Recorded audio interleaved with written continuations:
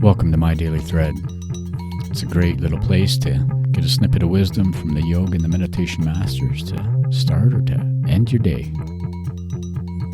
I'm Jeff Lichty. All right, everyone, welcome back to the show, and thank you for joining me again. We have been working on the Yoga Sutras of Patanjali. We are in the second chapter.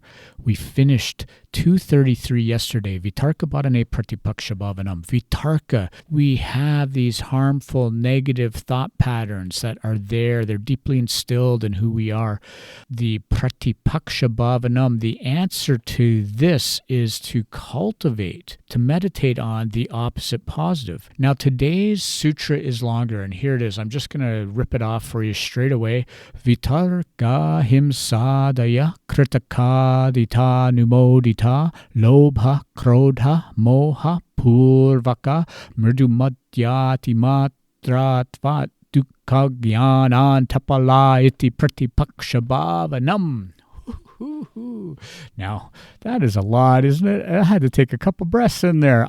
It starts with vitarka, and it ends with pratipakṣa-bhāvanam, just like 33 did. Vitarka, the harmful thoughts, those negative impulses, the negativity that we have swirling in our head has to be combated, has to be looked after, has to be managed with pratipakṣa-bhāvanam, the practice of cultivating the opposite positive. But he goes on in this sutra to define it deeply. He says, hiṃsādayaḥ, this all begins with violence. The vitarka, the harmful thoughts, they begin with violent thoughts. They can be done three ways. I can do violence to someone myself. I actually do the act. Or I can incite the violence. I can lean people, move people towards, I can be the cause of the violence. So I can do it myself. I can be the cause of it. Or I can just, and this is the one that we have to watch, I think, I can just passively approve the violence. I can be approving of it.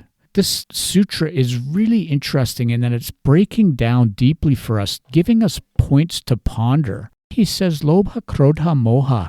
Lobha means greed. Krodha means anger, and moha is delusion. Violent thinking comes from these three things. It comes from greed, anger, and delusion, according to Patanjali. And he says, mṛdu-madhya-adhimātra. He says they can be mild, they can be medium, they can be intense in the degree. But I caution you, think this through. Don't dismiss it too quickly, these intensities. If I'm greedy to the point where people think I'm a thief, that's a problem. Or I'm so angry that I'm murdering someone, or I'm causing physical harm, physical violence, that is obviously a problem. But what if that greed for me is to accept a little bit more of the credit than I deserve? What if I'm taking someone else's work and I'm calling it my own because I'm greedy for recognition? Or let's think about anger. I can be self-righteous in my approach in every way. I'm a self-righteous driver. They shouldn't drive like that. I have this self-righteous anger. They should have let me in.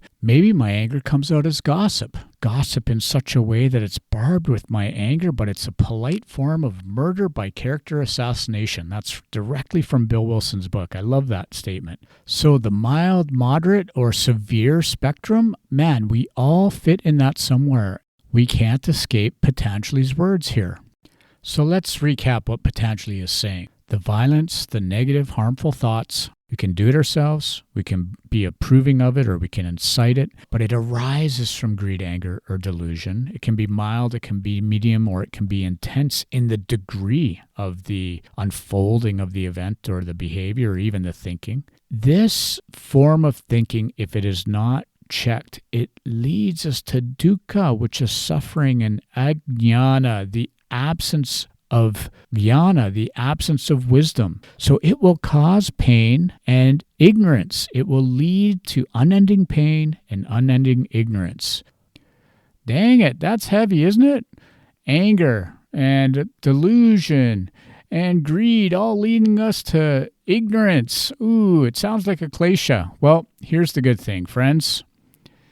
We still have choice. We can still do pratipakṣa-bhāvanam, replace the negatives. That's what we're starting to do. Just be aware. Start to challenge those negative thoughts that arise. Don't pay too much attention to them. Don't load them up. And you know what? Over time, that practice is going to bear beautiful results. Okay, friends, that's enough for me today. Let's talk more tomorrow. Om. Peace out.